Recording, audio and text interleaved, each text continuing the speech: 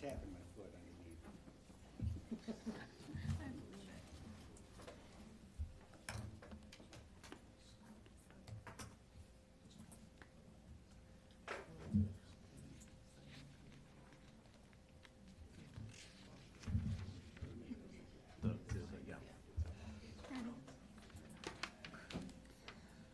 Good evening. Seeing as how it's 6:30, we'll get the joint meeting of the Plan Commission and the Village Board started with agenda, please, for the Plan Commission. Glish, Here. Meyer, Here. Smithback, Here. Marr, Here. Bano, Here. Polda, Here. Majeski, Here. Molzon, Here. and Schnelly is absent tonight. All right, Greg, and I'm sorry, John. We'll do the Been called worse. call order for Village Board tonight. Glish, Here. Wunsch, Here. Peterson, Here. Jacobson, Here. Belo, Here. and Van Kampen and Beschen are absent tonight. So the next item on the agenda is the business, and we have the amendment to the Village of Oregon Comprehensive Plan to change the future land use and map designations for a portion of one parcel at the southwest corner of Oregon Parks Avenue and North Bergamot Boulevard, parcel number 050902325731 from two-family to mixed residential. And for a parcel at 5227 County Road CC, I'm not gonna read the parcel number, from neighborhood business to mixed residential. I'd like to verification of the proper legal notice for public hearing. Has that been taken care of? It has. Okay. And then at this time, I would welcome a presentation of the proposed amendments by Elise and our consultants, please.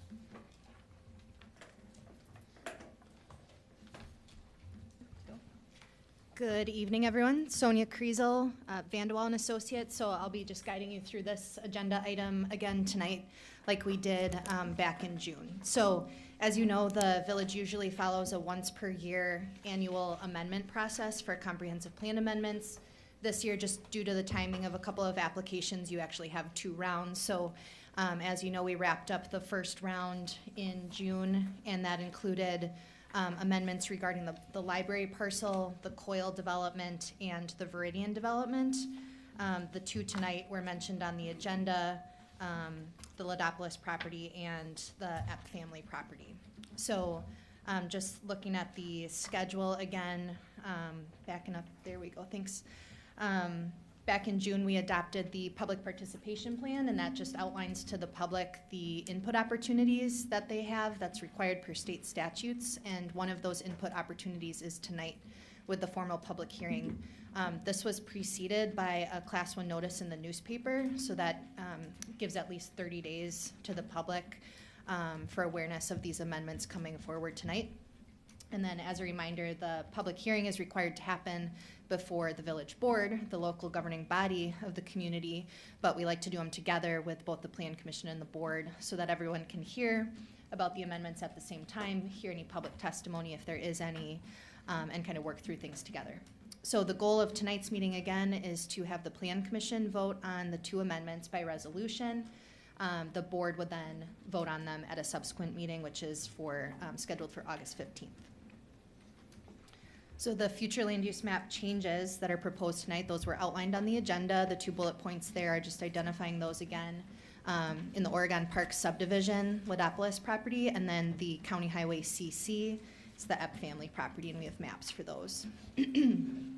They're close to each other. The Ladopolis property is to the north there, and we have zoomed in versions on slides later too. And then Epp is just to the south.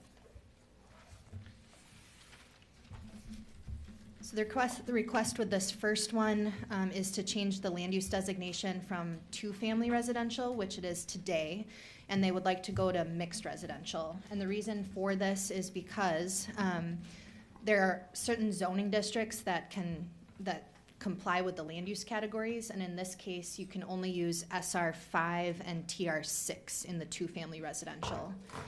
Those 2 zoning districts only permit things like single family or duplex structures, so 2 units per structure. the developer's interested in doing a 4-unit attached townhome. So that proposal just simply can't be accommodated in those 2 zoning districts.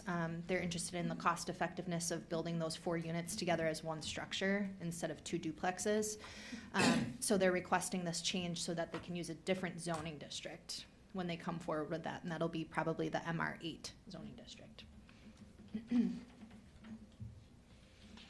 Just kind of showing an aerial photo there. It's the same thing. And then the next one too, that just shows a plat that had come forward recently, kind of showing that there on the aerial photo on the left side of the screen, it was all one legal parcel, but they were coming forward with this plat. So the comp plan amendment only changes that red outlined version, not the parcels that front up on the street to the north. All right, so this next one, the Epp family, their current land use designation for that property in pink is neighborhood business, and they would like to change that to mixed residential. The purpose here is to kind of get the parcel ready for potential sale, or if there is interest from developers, to allow multifamily development to occur there. So kind of getting this comp plan amendment step out of the way. This parcel is currently in the town. You can see the black dashed line kind of outlining the village's boundaries. So at some point in the future, that would be amended, but we do planning, land use planning outside of our jurisdictional boundaries. So we still have land use control in this area. And just showing an aerial photo there. There's a parcel behind it with a flag lot, but we're just changing the one in front. So the steps tonight are to kind of take in this information, open the public hearing, hear public comment, if any, and then go ahead and close that when done. And then you can discuss, ask questions, and again, the Plan Commission would vote tonight, but the Village Board would hold off on that until August 15th. Anything else you'd like to add, Elise? Nope, did a great job. Thank you, Sonia. At this time, then, we will have the public hearing portion of the agenda. And I will open the public hearing for the Plan Commission. And is there any comments from the public that would like to come up at this time on this? I'll say my name's Andy. Come on up and Okay, state great, your name and. okay. Address, please, too. I'm sorry? Did you state your name and address for us, Yep. just for the record? Andy Dulsing, 101 North Bergamot Boulevard, so just south of the property line to the townhouse development. We have no objections to it. We're just concerned about the buffering between the 2 properties. So I don't know if there's some type of contingency that can be placed that we can work together on creating a privacy buffer. And then I don't know the details of, the cost of that and also a fencing requirement. That's about it. So the step here is just for the land use to allow the townhomes versus the 2 duplexes. It's 4 units kind of either way. There is an agenda item a little bit later. 11C is actually the zoning stuff and more of the layout of the Okay. specific I'm a little premature request. again. So, yep, you're good, you're good. All right. We'll make sure to get back to you when we get to that All point right, too. all We can right. talk a little bit more specifically Okay, about sorry, the layout thank you. there. Yep. Mhm. Thanks, Andy. Is there anybody else who would like to speak on these 2 items? At this time, then, I guess, we have acknowledged the submitted comments, which there are none, correct? Correct. And the statements from the public we've taken, we'll close the public hearing. So, moving on to item 4, discussion of the proposed comprehensive plan amendments by the Village Board and the Plan Commission. Sorry, didn't mean to overstep my bounds. Does anybody have any questions or comments for Sonia or Elise from the Plan Commission side? Okay. I have a question, I guess. I have no objection to what's proposed. The Epp property is awkward, has always been awkward, being in the town. I'm assuming that there is an easement to the southern section of that property, if they're going to have a separate land use for the northern part.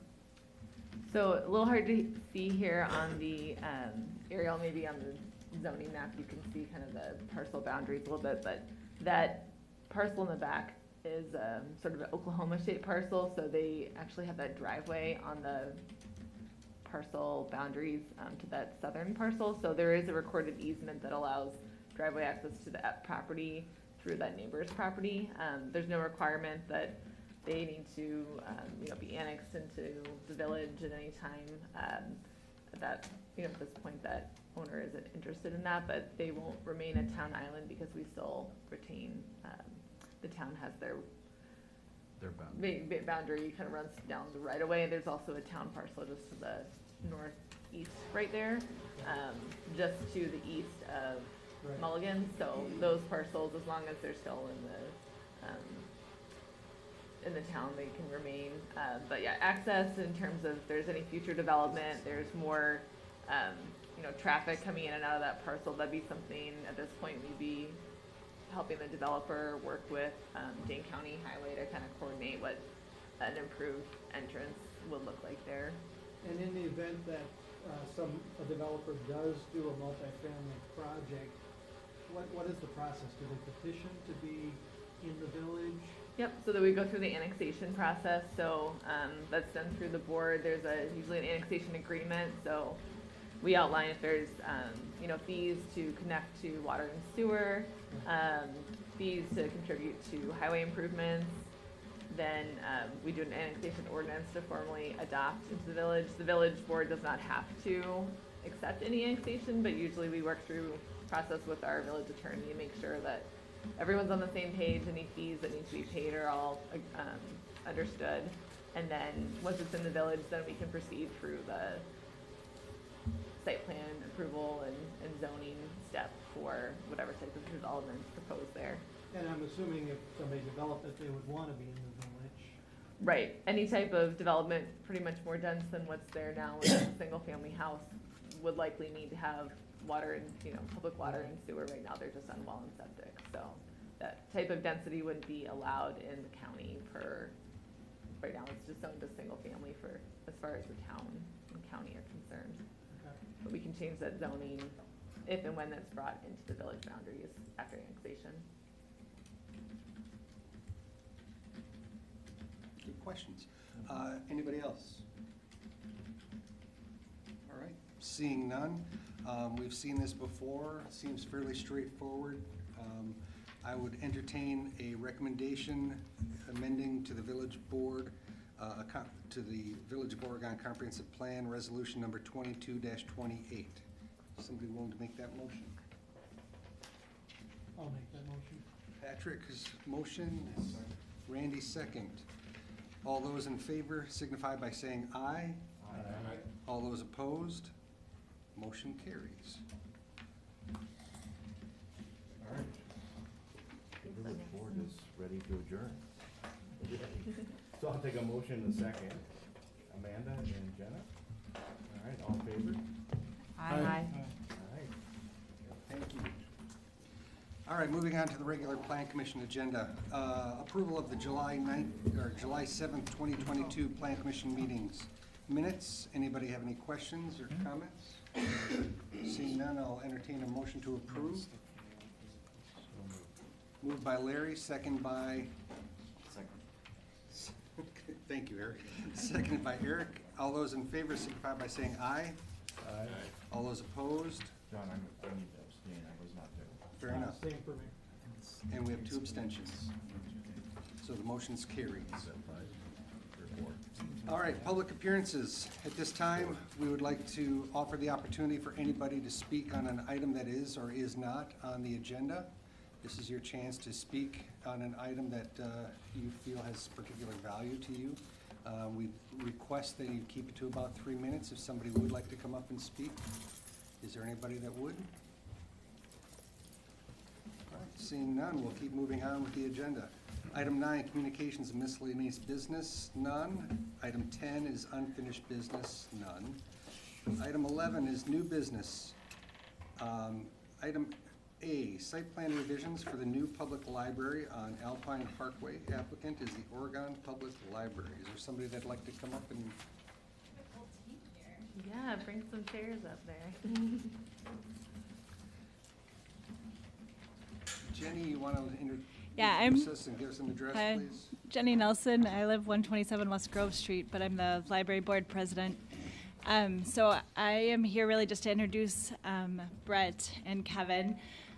So we are really excited to be bringing you guys the new site, updated site plan and some of the exterior renderings of the building.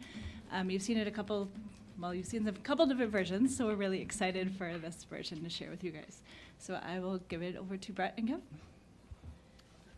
I'm Brett Rottinghouse with OPN Architects, and I think we're going to start off with the site stuff, so I'll turn it over to Kevin here. Perfect, thank you, Brett. Kevin Yeska with JSD. We are the site civil and landscape design team on the project. So up before you on the screen is the location of the proposed Oregon Library, which most of you have seen or known about its location. We're on Alpine Parkway and just off of North Parks Ave. This is directly north of County Highway NN, correct? CC, sorry. Getting projects mixed up here. Close enough. So the site is 6.9 acres. The CSM has been before you, and the previous site plan, there it is. That's probably the one you want to talk off of, right? That is correct. Okay, good. Previous site plan, to what you saw before, or what has been circulated, hasn't changed much. You know, the 95 parking stalls are situated between Alpine Parkway and our building. There is a grade change between Alpine Parkway and our building, so that is actually the reason you see a gap between the parking lots here. So we will have some bioretention basins or bioswales between the parking lots, right there, thanks Jeff, which will really actually be a nice amenity just to break up the asphalt with a limestone retaining wall, bioswales, and just a nice stormwater treatment. We also have a bioretention basin proposed just north of the building, or planned left, and that circular area you see is actually the book drop for the library. We're also housing some utilities back there and the trash enclosure, tucking them away from the public's eye. Through the center of the site is actually the main focus as you come off of Alpine Parkway, and it directs your eye right to the entrance, a great wayfinding opportunity for visitors and staff, right through the main entry of the building and directly out to the prairie, actually north on this drawing or up on this drawing, but east in context of the site. What you see for that large loop around the entire parcel is the proposed bike path. Trying to have a bit of fun with it, you know, integrate some curve and work with the natural topography of the area, and then work around our large dry basin that is shown right on this drawing, south on the parcel. So it is I would say it's a complex but very fun stormwater management integration across various systems with bioswales, rain gardens, and dry detention basins, and really sets itself well into the landscape. Last but not least, we do want to just highlight the dash parking on the left side of the drawing or north of the parking lot. That is just proposed for future parking. It's you know, way down the road as the library sees a need to expand either the building or the parking lot itself, but we have reserved some of that room, and that is actually the location of the proposed geothermal field. So with that, I'll turn it over to Brett and go over architecture. Thank you. You didn't want to talk over any of that? All of those sheets? Go detail through the storm sewer. Right. No one wants to see all this. Yeah. I mean, as you're scrolling through that, one of the really fun things about this site is because of where it sits in the overall context with the nature preserve right there, we really kind of tried to use that as inspiration to break up that parking lot and tell a lot of different ways that you can handle and manage stormwater. So it helped us a lot with topography and really helped tell that story as you approach the building in a really, really nice way. Excuse me. Probably where you want to go first, right? Yeah, thank you, Jeff. So if you're standing up on the bike path as it currently stands or sits right now, about to approach or turn on to the site here, This would be the front of the building. So the floor plan, just to remind you, is a one-story on portion of the building, and then the other portion is a two-story to really try to compact that building as much as possible. We did study a full two-story as well as a one-story, and it really felt like that hybrid between the two was the appropriate response for the building. So what we started looking at were different materials that start to speak to the nature that is out there. So the base is a wood look material. It's not a natural wood, but it's not yellow like that. Sorry, it is, we got the sample. It is a James Hardy wood look plank. So it is a lighter tone to it. And then that on the second story is a board and batten, which is a darker, more charcoal. And I can hand these around here in just a sec. It's more of a darker material, really to help draw your eye to the lower portion of the building and not make it feel quite so heavy. We did study lighter materials on the top, and the lighter the top portion got, the heavier the building mass felt, and the more it drew your eye up. And it didn't really feel like the right balance. It didn't complement the site near as well. So I can hand, oh, thank you, Kevin, appreciate it. Yeah, please. He's also gonna, Kevin handed a white sample board right in front of you there. That is the trim that would outline windows. It's not gonna be white. It is gonna be painted, but they don't paint the sample before you hand it out. But it gives you an idea of what the trim dimensionality would look like. So there's gonna be a nice level of relief on the front of the building.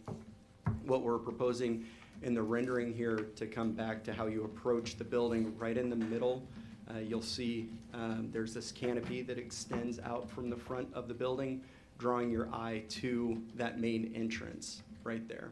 Yep, thank you. Some other things that we've been continuously evaluating while we're always evaluating costs with this building are window openings on the west side of the building and the east side of the building.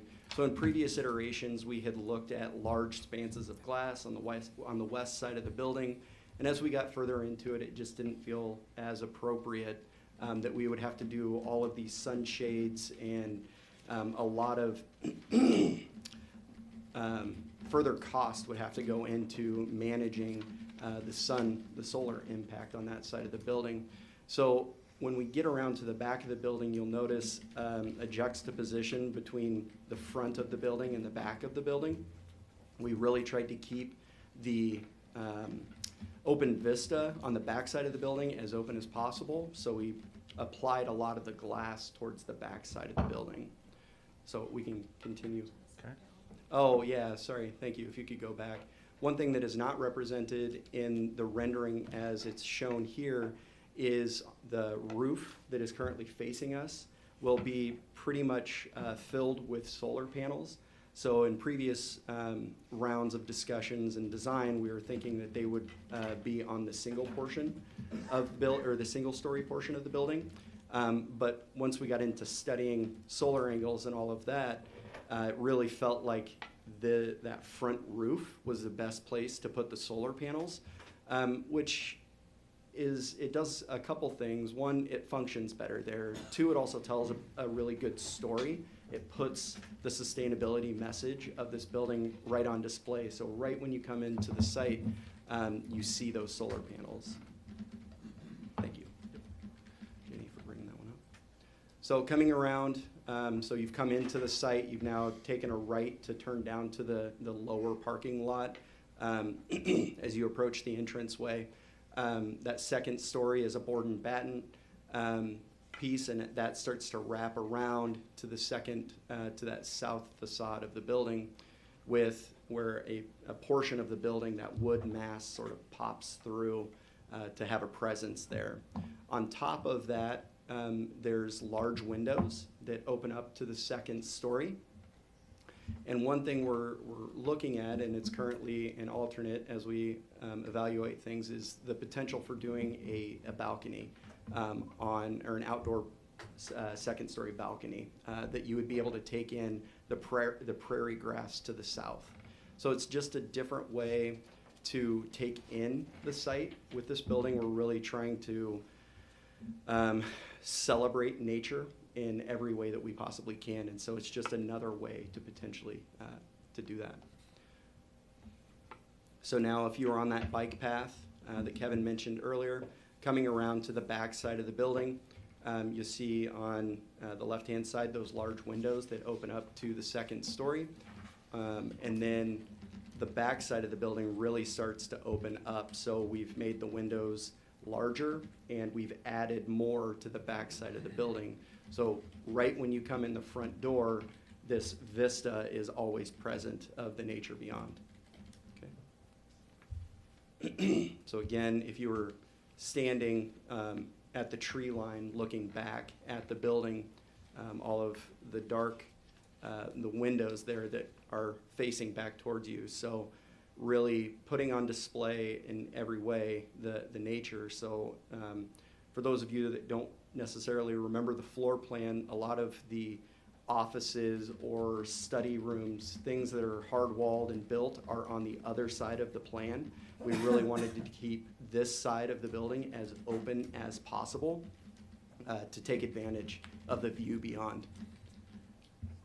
And then off to the right there is where that single story, that children's, the children's collection is. Okay. So now as you come around to that children's collection, excuse me, that single story portion starts to lift as you get to, as it goes towards that tree line to the east. So really taking advantage of the volume that's created on the inside. So right when you come into the children's area and turn that corner, the building literally lifts, almost like a camera lens pointing your eye to the nature beyond. And then coming back around to the north side, looking at where the book drop is here, this building really doesn't have a back side to it. So we're trying to be cognizant of that. The building needs to be designed in 360 degrees. There are, still the trash enclosure and things like that, but we're trying to design all of those elements. And then looking back towards the main entrance there. And then this is just showing the major items of the palette. Sorry. So the wood panel there is representative of the one that we passed around here. And then the board and batten in the lower, yep, thank you. And then the board and batten, in this image it's a bit dark, but it shows kind of the lines that would be created on the building on that two-story portion.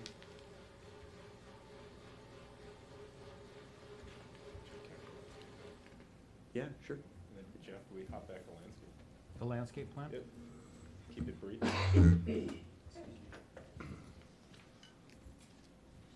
So to not pass through this or pass over this, I just wanted to touch on the landscape plan. Now that Brett's given us context of the building. So everything you see in green, the darker green, is a prairie seed mix. That is the established condition today and its context around it. So we want to bring that back and celebrate it. So again, the darker green is a new prairie seed mix. Really, that's our disturbance limit across the property. And then around the building, we wanted to make it a maintainable space. So that lighter green hatch you see directly around the foundation and in the back is a Kentucky bluegrass that would be mowed, but it gives the library flexibility to have open program space and to have a maintained edge between that prairie seed mix and the building.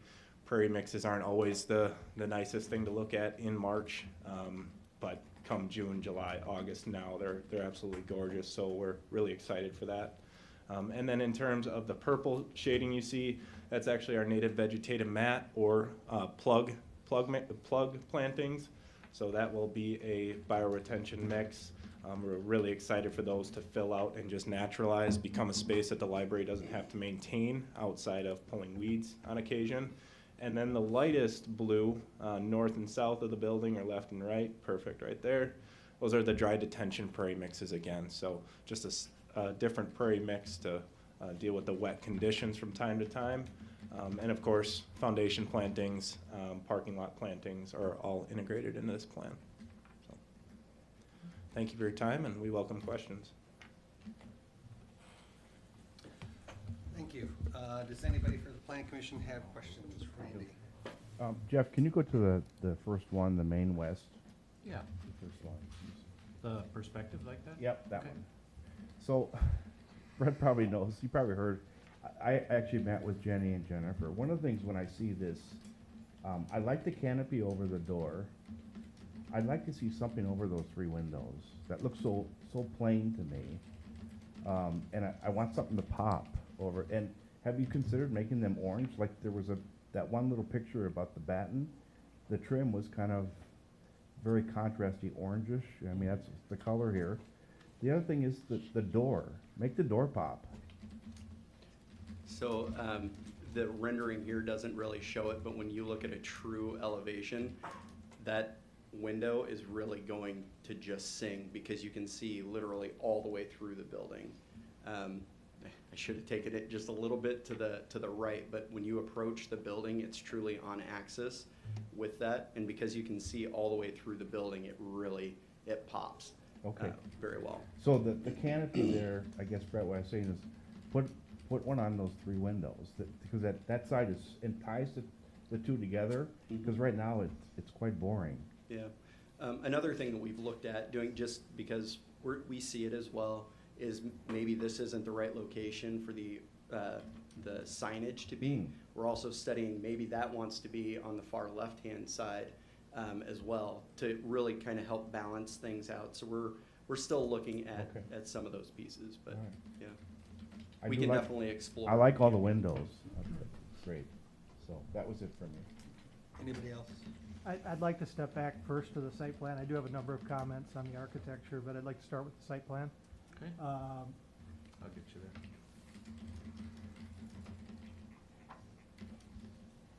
Yeah, that works.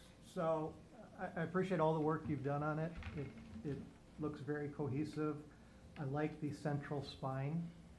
The 2 areas of concern I have are first, the walkway at the entry. You've got a symmetrical layout with a strong axis, and then you have this asymmetrical walking curved pattern.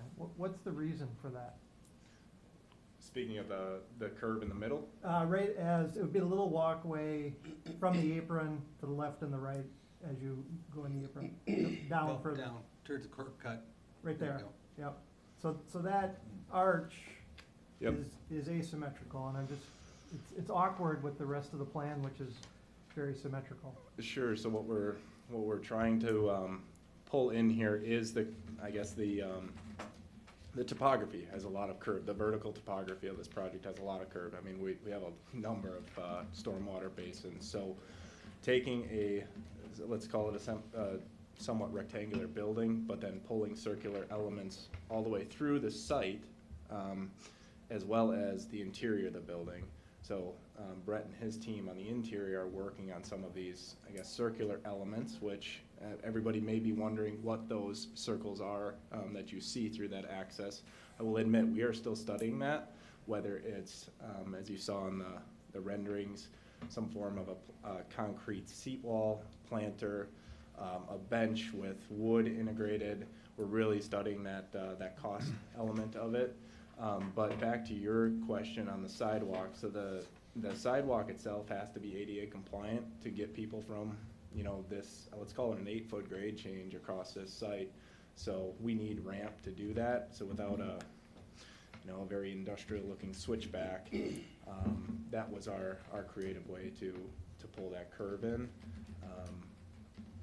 But is your concern the circle in the middle or the crosswalk itself? I just found it very awkward where you have this rigid symmetry. Yep. And then you have this one element that is just kind of skewed. Sure. And I wondered if that was intentional, what the reasoning behind it was. Juxtaposition, between linear and curve, just trying to bring, just balance some curvature into this site. Seems awkward. Seems, Okay. You're just saying if you go on this axis, this curve doesn't meet this curve, is what you're saying, correct? I'm sorry, Jeff. I If you're didn't on, see your if point. you're on this axis where everything is symmetrical on this, Right, this does not mirror this. correct, Oh, Okay. correct. And That's I a just, simple That's what, change. that's what you're hitting it's a at. simple change. Yeah. right. Yeah. I just wondered if there was a logic to it, or it seems, We just get carried away in cat. I think I think, some of it, I would encourage you to maybe look at that. Sure. I think some of it is the fact just of where the driveway is coming in, and you definitely have grade change from here to here, so, but, yeah. I I'll be trying to understand- make I sure the understand. crosswalks, I'm guessing too, making sure the crosswalks aren't right as people are kind of turning and Right. give a little space there, but. Okay. The only other comment I had on the site plan was in the north lane, so that single lane entry there, where the arrow is, the curves, the radius of the curve, is that enough of a radius, or could that be more? Particularly, I think, Yep. to the right of the arrow, seems like, you know, I hate to see a vehicle, in particular, you're gonna have waste pickup there. Yep. Running over the curb. We've widened that one. Actually, Jeff, That's a great question. gosh, Jeff is, of the 2 comments he had on the whole thing, that was one of them. We've widened that already, and we went from 11 foot that you see there to 14 foot, and then Awesome. that entire radius widened. So those are my easy comments. Okay, I'm not gonna sugarcoat the architecture. I was very underwhelmed. I appreciate the work, and I mean no disrespect. But this is a $10 million civic building that should be a statement for our village. And board and batten siding just doesn't seem to cut it. It looks very residential from the front elevation. It looks like a 1970s split-level house, an oversized 1970s split-level house, in my opinion. I like what you have going on the back with all the windows. I understand the concern on the west, but I would encourage you to really look at that elevation. It looks on the second story, looks very residential to me. I would also encourage you to look at the materials. When I first looked at the rendering, I thought, oh, great, they're using stone or brick and contrasting it with wood. And then right away I said, why? And then when I saw board and batten, I thought, why not a rain screen, with a reveal? And then as I looked at the detailing, sure enough, you have a horizontal wood rain screen on the lower element. I'm really struggling with that board and batten. Concerned from a number of perspectives. Number one, you have a very tall section, so you're gonna have joints in there. How are those joints gonna perform over time? I understand it's a manufactured product, so it'll be more stable, but my experience with board and batten, there's movements with those battens. So I'm not sold on that. Possibly having a rim board or something to interrupt that. I'm a little concerned about the longevity and how it's gonna look 20 years from now, let alone the style of it currently. So I would ask that you look at alternative materials.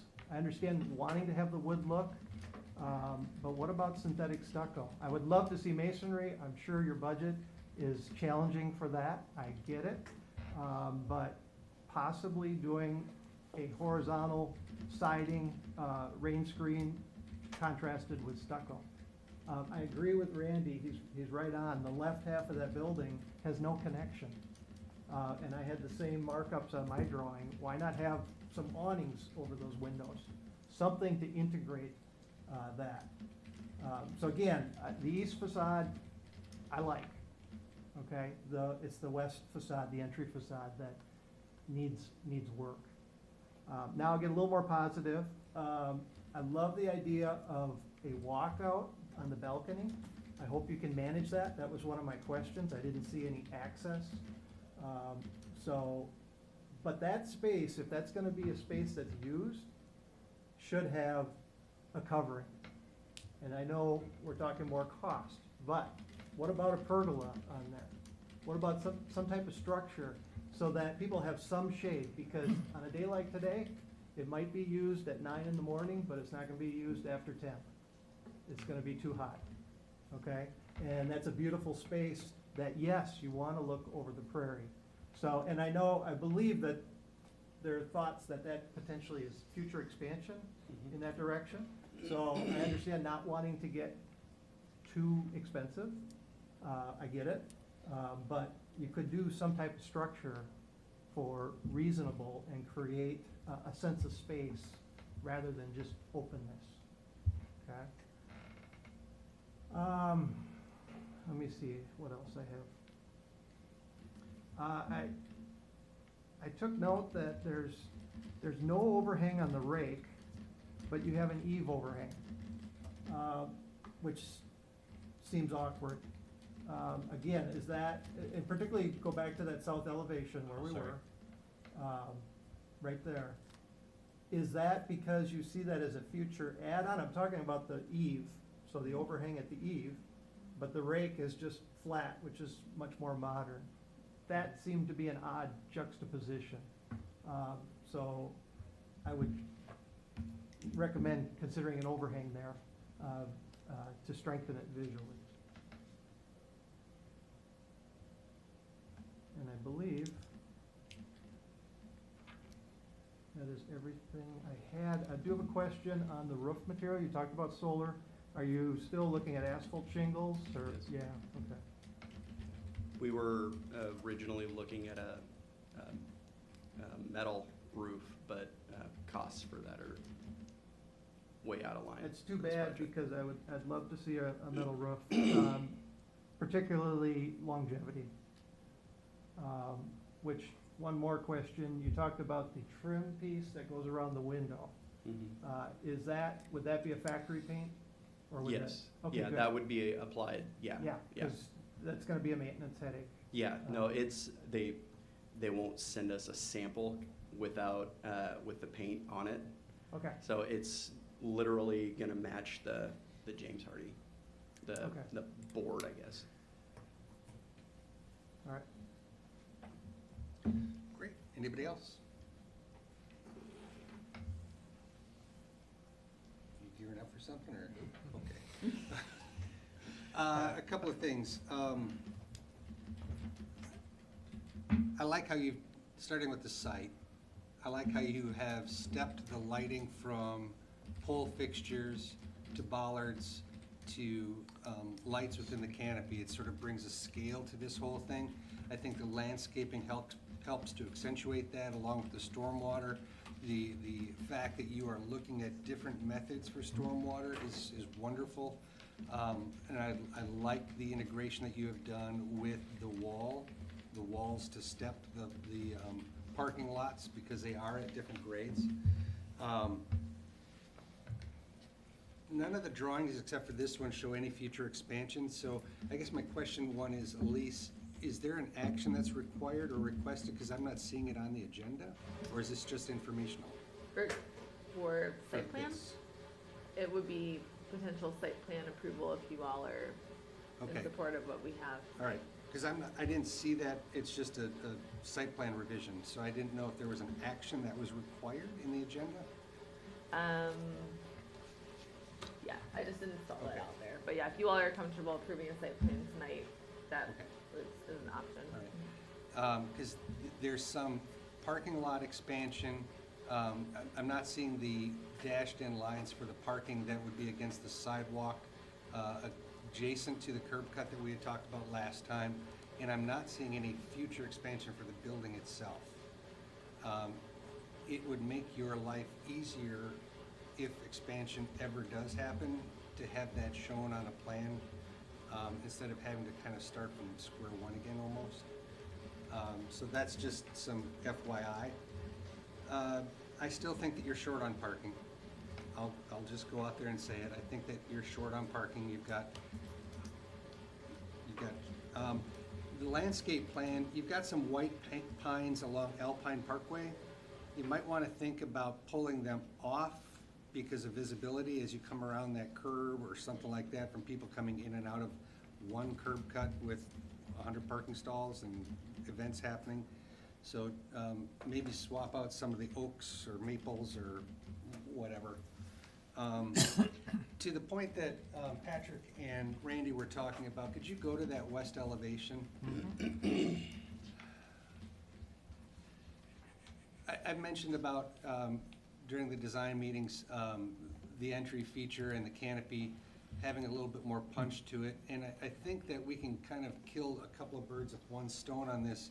I've also talked about how the west and the south get just pounded with the sun at this location. And you've got an awning on the north for the drive-through, and you've got an awning at the entry. And you could easily carry that element across and just dash above those windows all the way across to all 6 windows, not just the ones that are on the left, but the ones that are on the right as well, to do 2 things. One, it helps to define that yellow block as sort of its own element. It adds some texture to that element, and it also then would cast some shade onto those windows, which would help with solar gain. So you've got something going on with the eave up above to a little bit to knock down the sun, but you've got those 6 windows on the bottom that would help to tie together with the entry on the north. And you could do those in an accent color as well, you know. In my mind, I know budget's tight. First of all, I like the location of the sign where it's at. I don't think you want to pull it away and put it in a corner. I think that centralization and focus of those elements with the awning, the signage, that clear vision through the space really help to define and make that space and that entry feature sing. But I just wish that the tan color could be a cream colored or some colored brick to make that rich. The masses themselves, you've got this one that collides over the top, and they don't really work as well together with 2 types of siding. One needs to be heavier like a masonry so the other one can kind of float above, and then you can kind of logically make sense of it all. And because it never goes more than 1 floor, you don't really have a lot of masonry issues with tiebacks and holdback clips and yada yada. So cost-wise, it does add, but I think that you could find a pretty cost-effective brick to make something work. And I think that would really help this project sing architecturally a little bit more. The circular elements that you've got shown, we've kind of gone back and forth on some of those features, I know. I'm not as comfortable with them being just set out there as things. I'd like to have them landscaped into something more organic with a berm on the backside so that kids could climb up the backside, and then if they don't get filled with plants, then grass can still grow in them and they still don't look like a dead circle. So that kind of stuff I know gets figured out in the details. I think that kind of covers my thoughts on the thing. Anybody else? John, I had a follow-up question on the building expansion Yeah. point. So, on one hand, I see the advantage of, you know, kind of showing a dashed-in area for a future expansion, but just knowing that probably, however many decades down the road, if that's the direction that the village library board goes, that footprint is likely to change anyway. And we'd still come back with a site plan revision because the elevations and all of that would sort of be to be determined. You know, we don't know materials, maybe the size is different than what we would think it would be now. So I guess I'm kind of wondering, you know, what value do you see in doing that now, knowing that they probably have to have a site plan revision in the future, just knowing that that is stated up front, that this is the building footprint now, but the parking, the future parking could accommodate kind of the worst case scenario in terms of a maximum future footprint. Because you dash in a line for a future expansion does not designate what exactly that footprint will be. It just shows that there will be future consideration for a future expansion. Whether or not that's 10 feet or 12 feet or a box or a square or whatever, it doesn't matter. But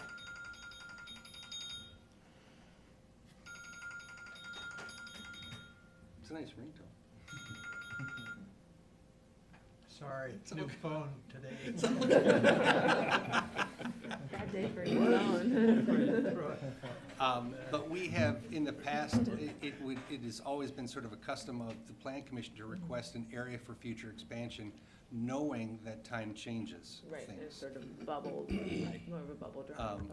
Just like when we, for example, Beehive, because they're here and I worked on that project, you do a comprehensive plan showing a future consideration for expansion of parking and for buildings. Whether or not that building exactly looks like what you had dashed, doesn't matter. You know that there is consideration for that to happen in the future.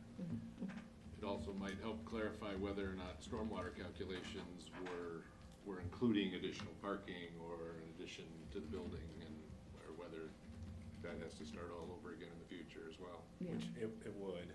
We are only programmed for this site and this building. Future expansion of the parking lot will affect the dry detention basin. The dry detention basin is a hole in the ground. It's not your engineered soils, your plugs, or your native vegetative mat, so it's an inexpensive move down the road, as well as the rain garden. The rain garden south of the building is likely where the future expansion would happen, so we haven't programmed a $50,000 bioretention basin there to move it later. So that's the reasoning behind it, and that's why we've always done it in the past, so. Anybody else have any questions, comments? Seeing none, I would entertain, we have the comments from our planner. I would entertain a motion to the village board to approve the revised site plan.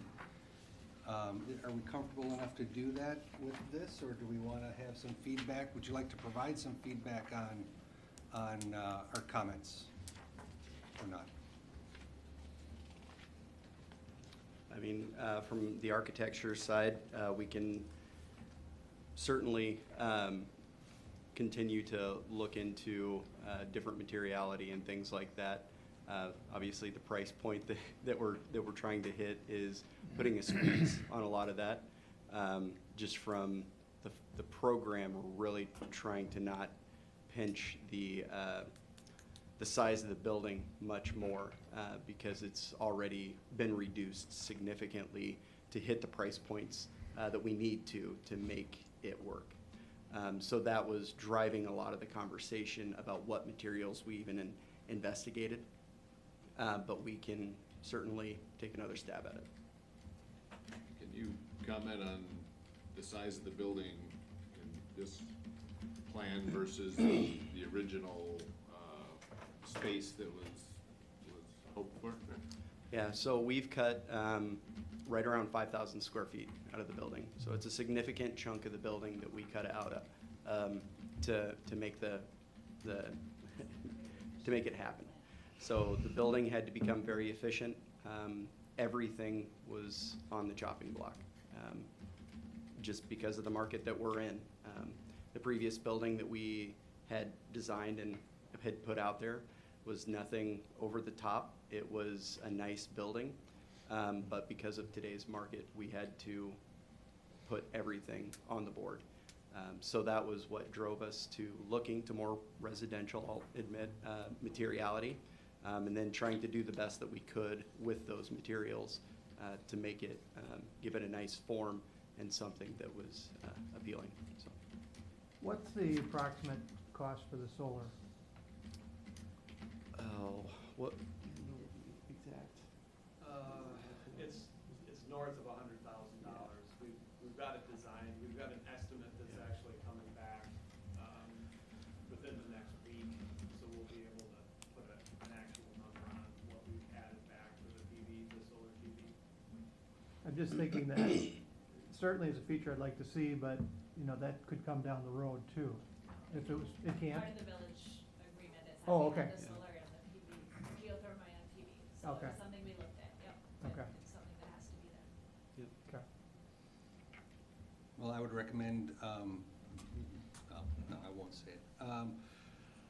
I will make a motion to approve contingent upon comments from the village planner, fire department, which is included in that letter, review of awnings over the west to tie together the awning on the north and the entry with a possible change to an accent color for those, and then a reevaluation of materials as budgetary allows.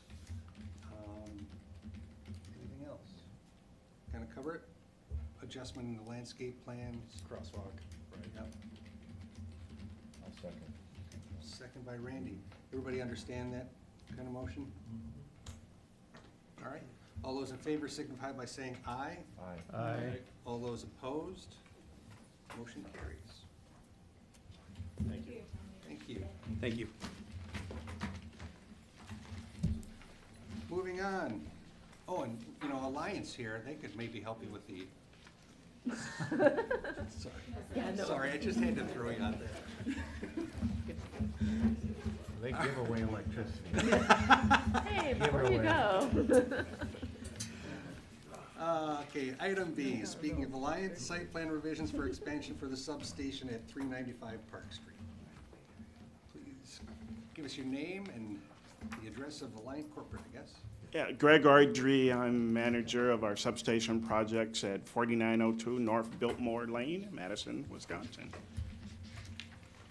And what we have here is really, it's just modernization of our facilities and going to really to improve our reliability.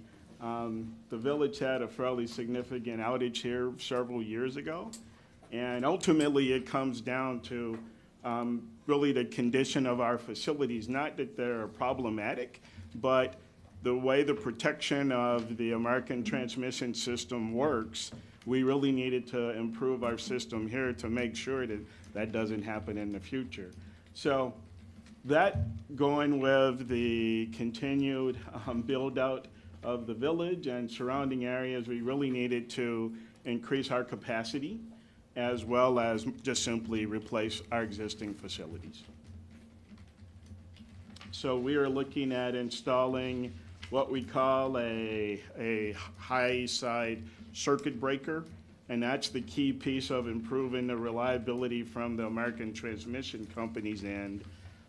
Installing 2 new power transformers, and then, well, it's called a switchgear, but in essence it is a utility grade breaker box, because that's what's inside our circuit breakers. In a more of a metal enclosure form. So we say building, but really it's just a metal enclosure. It's like a tracty building, kind of, Yes. yeah, okay. You guys know all about those. Yep. It's kind of what it looked like, I think, yeah. Yes, yep, very much similar. Great, thank you. Anybody have any questions?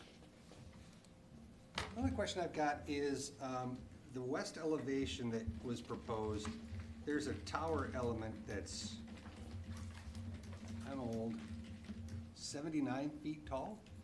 Yes, What is that? it's for communications. Okay, so So- that's just for future, it's a future cell phone leasing tower. No cell phone leasing, it is internal use only. Okay. So it'll be, number one, it will serve for our automated meter reading system, so that's how we meet our readers today. And then also, from a security standpoint, we gain some speed by being able to really have our communication that way. So unfortunately, with the conditions, we're having to deal with a lot more cameras and things in our facilities, so that will really help really improve that, along with some fiber optics. So we will be doing some more security features that we don't typically have at some of our stations. You have a tower there now, I believe, correct? Yeah, you've got a, Shorter. So those are actually what we call our static poles, so for lightning protection. okay. And then we do have an antenna above that, so those two will be replaced with a single structure that will be shorter than the communications tower we're looking at. Okay. Any issues with that, Lise? Nope. Planes are above that by the time they get to this location. We sure hope so. I know there were a couple low-flying jets today, so. Yeah, they were. Okay, it seems pretty straightforward. Anybody have any questions, comments? I didn't think anybody did, so I would entertain a motion to approve contingent upon staff comments. I'll move that motion. Moved by Patrick, second by Larry. How's that?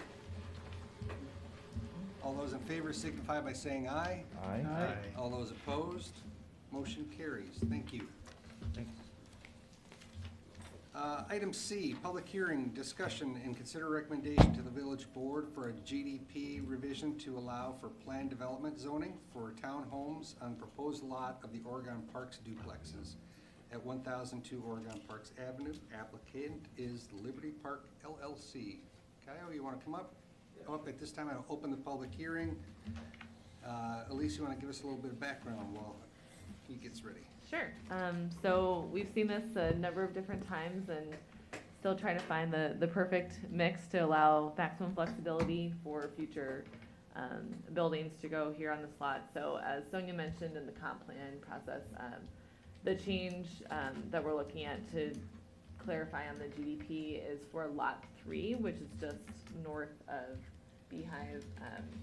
I did speak with Keo a couple of days ago and just wanted to clarify some of the flexibilities requested for lot 3. So I have a revised site plan that Jeff has up that has in red just some clarifying language, but essentially that red outline there on the second page, is the box within any building footprints could exist within. So 10 feet on the north or south side, 20 feet from North Bergamot Boulevard, which is consistent with what all the other standard duplexes in this replat have asked for. And then there's a 25-foot utility easement along the back there on the western side of the property. So just given that this is a sketch from their engineer as a potential layout for townhomes, but given the site layout with some slope considerations, it could be that a driveway could be on the north side of the lot and then the townhomes accessed, it could be accessed from the rear, the pedestrian access could be from the front. They could still technically do 2 duplexes if that's what the builder that ends up purchasing this lot would like to do. So just to allow maximum flexibility, and it kind of depends on how we define the front and the back and how things would be arranged between one townhome building or potentially still 2 duplexes. I tried to just capture some of that in the language above. Jeff, if you could scroll up a little bit. So I added a paragraph there just above the flexibilities that since the developers will not be the builders themselves, just allowing maximum flexibility on the lot for a variety of potential layouts. There's still an SIP step as well, so that's when we get into things like landscaping, the fencing, any kind of buffers usually is done when we have a builder on board and we know what the height of the building and the layout of the site and all those things would be, looking like. So the bold red line I explained before is sort of the bounds, I think, that we're asking of building footprint or footprints to operate within. So just added some clarifying language here too, that sort of the rear and the front yard setback is, we're thinking about the front as where you come in as a pedestrian to the front door, not necessarily, you may pull in kind of more of an alley style to the back of the townhome, and maybe have access from the other side, or like this where the sidewalk entrances and the garage is on the same side, more like your standard duplex. So just added some of that language, so if you all do make a motion to approve, I would just ask that you include the language from this revised staff report. And we'll make sure this is part of the packet. We just didn't want to issue the revised packet in case we make further changes. Thank you, Elise.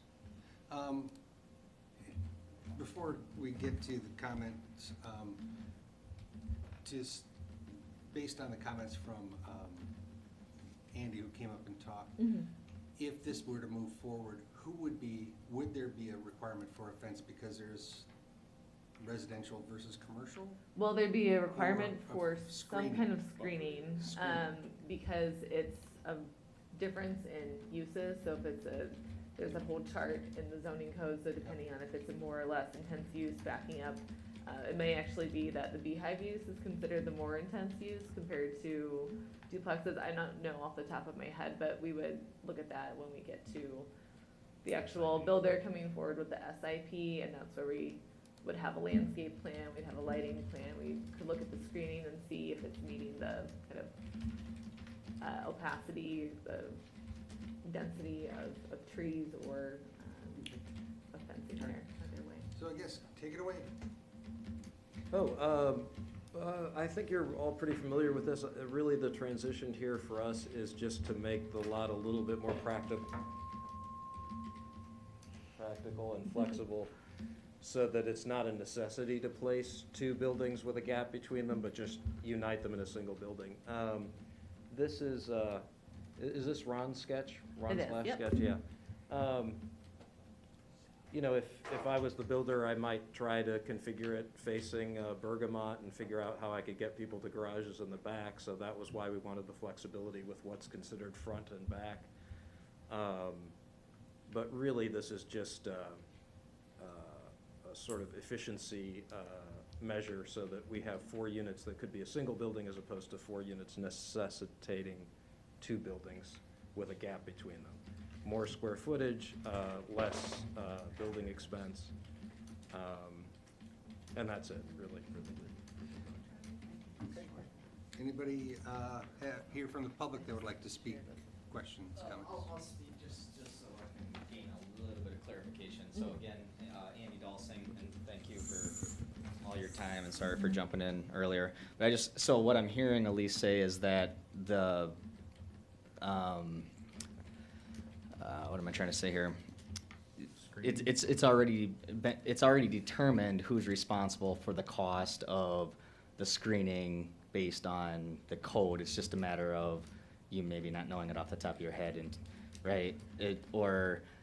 So every different use kind of category in our Yeah. code is determined to be on kind of a scale of more intense, more dense, something that wants to be more hidden versus something that's more kind of, a single family home usually has the least amount of, screening around it. You're not required to have fencing or landscaping between your neighbors. So, with the beehive use being an institutional use rather than just, a single family home, I'm not sure where that falls in terms of, is a townhome use more or less Sure. intense on that scale? I can certainly try to pull it up while So we're how does talking that here, how does so. that relate to the space available to buffer, right? Because we don't have a lot of space there to do much. So it would make more sense if the driveway's coming in on the north. There's going to be some type of a setback, and that would be your space to be able to plant or whatever. Obviously maybe a fence for safety, but more so maybe some natural vegetation for privacy or something like Right. that. Yeah. So we're just trying to plant a seed, I guess, to be clear on what's expected or. Yeah. One of the options that Keo and then a builder ultimately would have with the process they're going through now is he's asking for exceptions from our zoning code. A lot of that is for the setbacks here. They can also ask for exceptions for screening if they don't feel like they can meet that.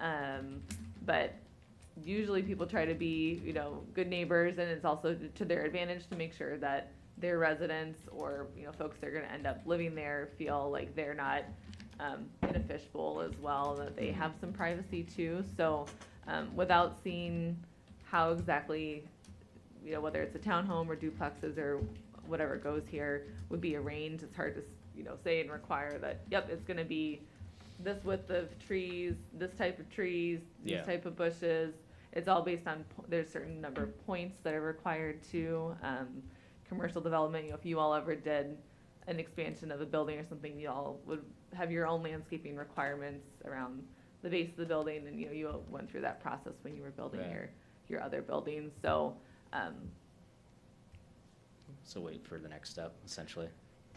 I think that's kind of where, I don't know if we can necessarily hold them to anything. It could be something we call out here. It says, there will be a requirement of at least a, 5-foot buffer where there won't be any, pavement. And Sure. that could be an area where plantings could go. And then when we get to the point where we have a builder on board, making sure that we're trying to work with them and be, Yeah, and I just thought it would be making- fair to, whoever they sell to, or if it's you guys building or whatever it is, that they would come into that with, knowing that the expectation is going to be that they're gonna have to, participate in some type of buffering. That's a suggestion, I guess. That's why I'm here. And I do wanna say, I wanna take the opportunity to thank Jeff and everybody else for, planting the trees on the west side of Beehive. How's that look? I was gonna ask. Seriously, really, With the we really pond, appreciate yeah. it, yeah. It's, Great. so it's a nice addition to the view Guys have been back good- there. Good neighbors out there. Yeah, thanks. That's it for me. Great, thank you. All right, Anybody else? thanks, Gil. All right, at this time, anybody from the Plan Commission have questions, comments? I had a little concern about that, the comment about the pavement, because I'm sitting here wondering, could that pavement go right up to the property line without any restrictions? No. No? That's You not still- a, yeah. there's still a 5-foot. There is. Yeah. Side Okay. yard setback, yeah, so they haven't requested that as a flexibility, so that would still be Yeah. a requirement Okay. at this point. Mhm. And we, if I remember right, there's just one curb cut requirement on this, right? Right. We agreed to just have one curb Yep. cut? and- Yep. Okay. Yeah, I don't think there's room for two, and we certainly can't, Yeah. yeah. I don't- And then the only other question I had is with our lovely new parking code, how are we handling parking on this as far as guest parking, or do we have enough parking? I know that this is conceptual, but is that something that needs to be considered, or do we not worry about that anymore? Yeah, I have to double check, I think it's at least 3 spaces for, kind of, per unit. Usually it's 2 in the garage, and then 1 or 2 spaces ends up, Outside, yeah. behind there, in the driveway. We do have on-street parking here on North Bergamot. Yeah, quite a bit of it. Yeah, Yeah. so that would remain, that was something we made sure, we went back and forth in different curb cuts, so that would be an option, but, Can yeah, we I think when we count- get to the SIP stage, we'd see the length of the driveways too, and be able to make sure that that would be able to handle additional. Can we count Cars. on-street parking now as part of our zoning code? No. Not for the parking. Not for the I mean, I parking know that it's, requirements, I yeah. know it's there, Yeah. but, No, just so it that doesn't you- count towards Yeah. your, Yeah, okay. Anybody else have questions? Seeing none, I will close the public hearing, and I will open up for discussion and possible recommendation to the village board regarding this item. Anybody have any else? Seems like we've seen it before. Seems like they have a very clearly defined process for what to do and where they're going. So anybody want to make a recommendation? I'll make the motion contingent upon approval or comments from village staff in the updated memo. and the updated memo. Thank you. Yep. Second. Yeah, sorry, I'm just looking No, you're at good. the Second by Patrick. buffer yard. All those in favor signify by saying aye. Aye. All those opposed, motion carries. Congratulations. All right, thank you very much. How are things moving along with the duplexes and across the street? Is that moving ahead? The rest of the lots. The plat is still at the state, and we're expecting it back any minute now, but, everything's kind of backed up with that. And I believe we do have I think we found someone to do the infrastructure work. Great. So really, that's the key thing, is not getting pushed Yeah. into winter. Right.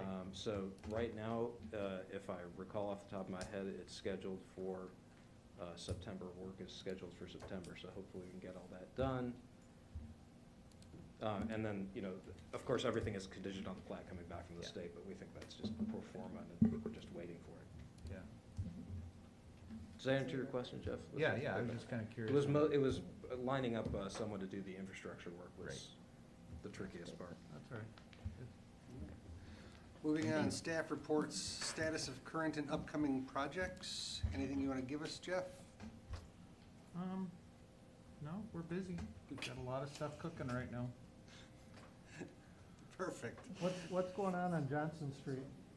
That's the lead service replacement Oh, okay. projects. Yeah, you're gonna Okay. see those all over older portions of the village, and both private and public water service laterals.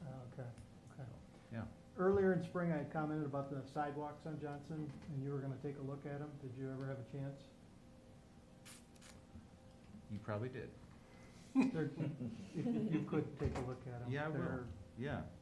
As somebody that walks that route every day and whose wife has tumbled a couple times, I have concerns.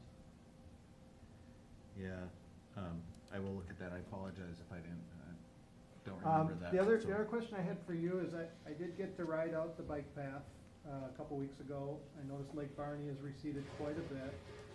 Are there any plans to replace the paving where the gravel is, or? Yeah, so the plan right now is, I have funds set aside, we're actually going to add additional gravel this year. That's gonna also add some fines. Build it up? Build it up a little more, we're gonna widen it, cause I think actually we might propose in the next year after that repaving those sections. We've been hoping all along just that we'd be able to move it up into the woods, but that's just been stalled because of we don't have ownership, control over it, and we can't force that hand. So, yeah, for now, it's just it's gonna be gravel for a while, but we'll be widening it and cleaning up some of that area. But the village is responsible for those costs, even though it's not village property? The village paid over $800,000 or $900,000 to construct that path, all 3.5 miles of it, nearly all of it outside of village limits. Yeah. Quit typing. Yeah, So we're just doing it as goodwill? kind no, of? that's our path. I mean, it's our path and it's in an easement that's been granted to the village. Oh, okay. Yeah, we okay. have an easement, along that whole route. But yeah, that's always been a interesting piece because that goes, like I said, 3 miles outside of our village. Yeah. But it is our path. Yeah. We are working, hopefully long-term with Dane County. Hopefully Dane County might take this up soon, but we'd love to see a connection to the Badger State Trail. Yes. Yeah, we're working on it. It's, all things happen in Yeah. Glacial speed. Huh? Glacial speed. Well, the path's slowly The moving to glacial the drummer. west. Eventually, We started talking about 2 years ago already. oh, longer than that, yeah, so. All right. Anything else? Okay. Upcoming meetings, September 1st and October 6th, put it on your calendars. Planning staff meeting agenda is July 20th, which already happened. It's in your packet. Any questions on that? Anything you want to comment on? Just a lot of things kind of potentially lining up, but we'll see when various people want to hit go. So, North Point, I don't know if you all remember that project, that's the lots just north of Mulligan. They applied for a WIDA grant last year. It's workforce housing, 30 to 80% of area median income. They did not receive that WIDA grant last year. WIDA held back a lot of their funds just to help get some of their current projects over the finish line with the inflated construction costs right now. They do plan to apply again in the fall for this next cycle, but they'll be coming to the village board at their August 15th meeting to request a new TID district just for that project. That's something that is allowed per state statute. It's again, workforce housing project, lots of sustainability features, so we'll see where the board goes with that.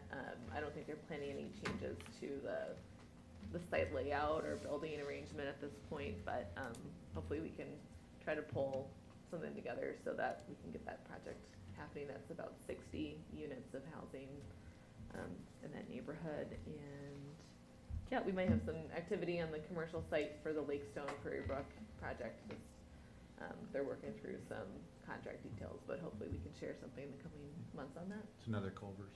Nice. Yeah, dueling Culvers. Nice. All right, thank you for that. Items for future meetings, driveways, chickens, bees, screws, and housing. Oh, my. All the food groups.